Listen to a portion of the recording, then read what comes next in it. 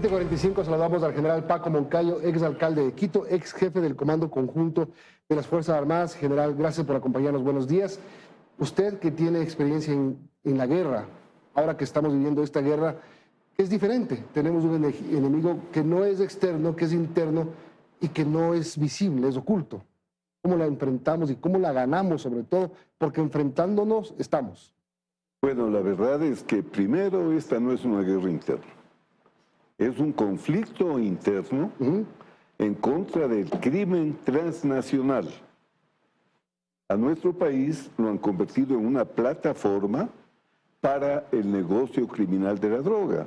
Pero Milton, tenemos aquí plantíos de arbustos de coca, producimos aquí pasta de coca, producimos clorhidrato de coca.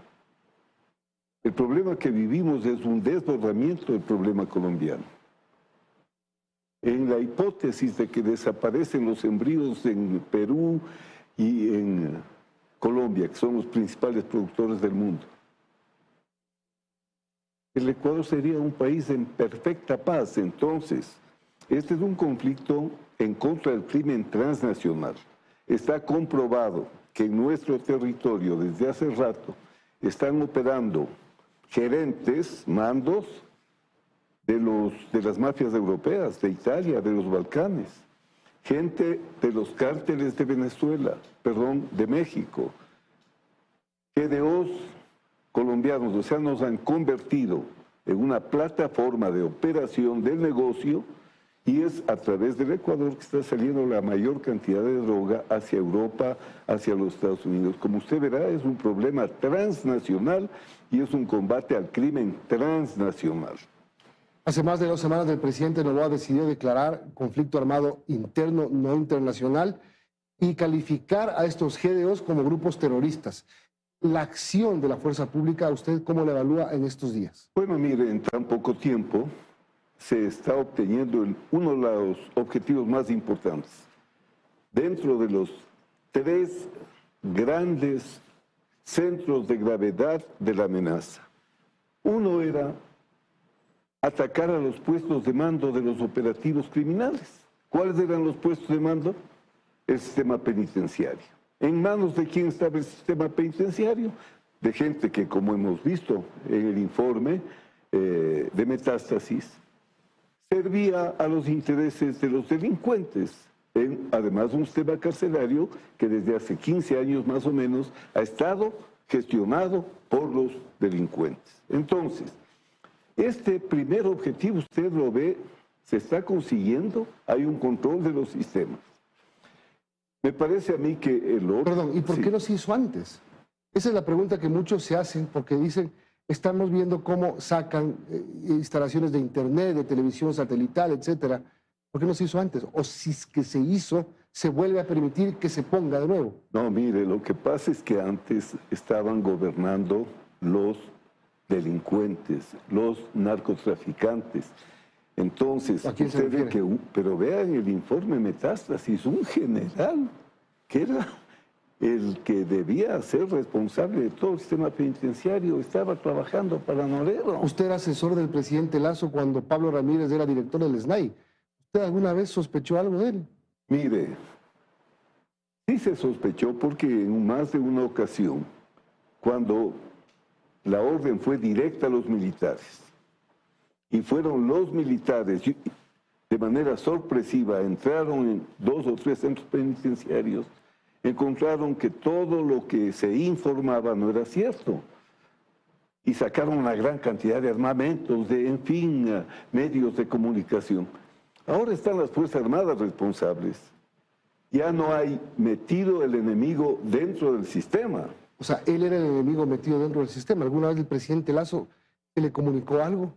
No, es que mire, lo que le informan al presidente de varios sectores son informes que no vienen en un sistema de toma de decisiones. Por ejemplo, graduamos 8,000 policías con 5 meses de entrenamiento. No entraron nunca a un polígono.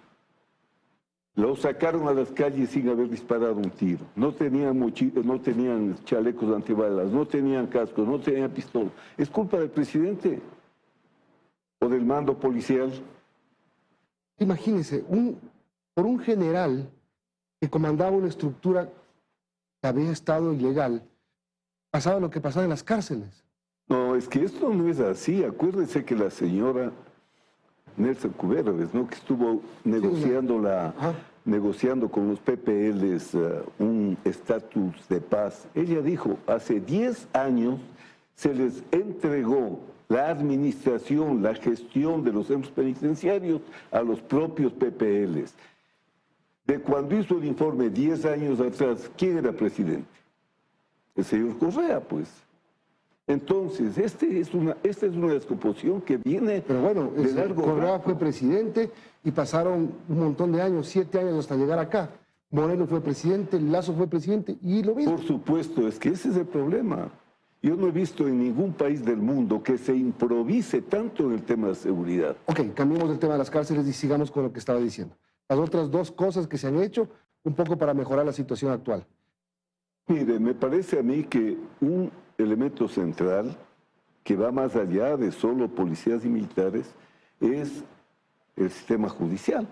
Ya es evidente. Ahí está, a mi juicio, el área más vulnerable de todo el sistema. Usted ahora que está escuchando las conversaciones de los delincuentes, se da cuenta cómo jueces, fiscales, abogados trabajaban para el crimen organizado. Mire, el problema fundamental, ¿por qué estamos como estamos? Es porque a este Estado se lo ha debilitado. Se debilitó a las Fuerzas Armadas de una manera sistemática. Se hizo una cantidad de concursos para jueces. Usted acuérdese cuando dijeron que le iban a meter la mano a la justicia. ¿Y cómo llegaban los jueces? Le ponían 1 en la entrevista a los buenos y 10 a los que querían que entren.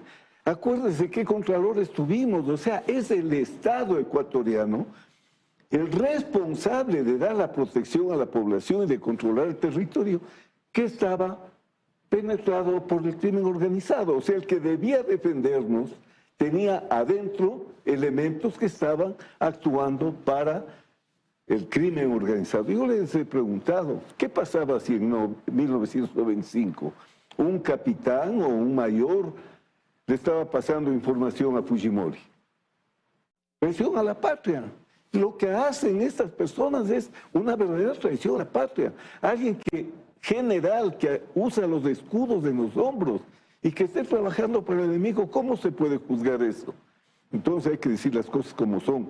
Este Estado débil es el que ha permitido que al Ecuador le transformen en la plataforma desde la que opera el crimen transnacional. Entonces, si no componemos al Estado, si no saneamos el aparato estatal, el que tiene que defenderle a la población, no vamos a ir a ninguna parte. Yo creo que lo que ha hecho el presidente está muy bien, está jurídicamente sustentado, es el camino. Ahora hay que hacer un desarrollo más afinado de la legislación nacional conforme a los nuevos tiempos. Y han cambiado todos los elementos fundamentales de la doctrina de seguridad en el mundo. Entonces, porque usted declara la guerra, vamos al 95, podrían decir que la guerra va a durar 8 días, 15 días, 3 meses, 2 meses. Si usted declara una situación de conflicto armado no interno, ya no puede estar de cada 15 días o cada mes volviendo a dictar situaciones de excepción cuando la excepción se ha convertido en la regla. Ahora, el apoyo internacional que es importante y que el presidente no va a empezar a recibir. Por ejemplo, de los Estados Unidos, la reciente visita de la general Richardson y de Christopher Dodd, asesor del presidente Biden. Y estos tratados que justamente la Corte Constitucional le da vía libre al presidente para que él decida firmar o no sin pasar por Asamblea Nacional, ¿debe ratificarlos el presidente? Pero por supuesto, mire, créame, si el crimen es transnacional, la respuesta de los estados no puede ser de cada uno de ellos. Vuelvo al problema. El problema del Ecuador es un desbordamiento del problema de Colombia. Si no se soluciona en Colombia el problema, se podrá solucionar solamente en el Ecuador. Por otra parte, ¿quiénes demandan la droga de manera, digamos, mayor? Europa y Estados Unidos. Yo estoy muy contento de que los Estados Unidos vengan, pero que vengan a apoyar en serio, pues mire. ¿Y este tratado habla de un apoyo en serio? Van a tener aquí muchas, digamos, posibilidades de actuar ellos acá, porque sí vienen efectivos militares estadounidenses, sí van a poder actuar, según los tratados van a tener digamos, algunos tratos especiales que les da la Convención de Viena de Relaciones Diplomáticas. Por ejemplo, tienen exenciones e inmunidades equivalentes a los personales administrativos y técnicos de misiones diplomáticas. Podrán entrar y salir del territorio ecuatoriano con identificación de su nación y con órdenes de movimiento colectivo. Podrán usar el espacio radioeléctrico, es decir, varias cosas de inmunidad. Pero si esto es lo normal en las misiones de paz, cuando las Naciones Unidas, por ejemplo, por orden del Consejo de Seguridad, actúan en cualquier misión de paz, los extranjeros que operan en ese territorio tienen este tipo de Es decir, a usted no le extraña en la experiencia que usted tiene que pase esto. Sí, esto no es un invento, esto es algo que tiene que suceder y que sucede, pero mi pedido va más allá. El Plan Colombia para Estados Unidos fue 16 mil millones de dólares. Ajá. Aquí 200 millones a cambio de que le den el material soviético.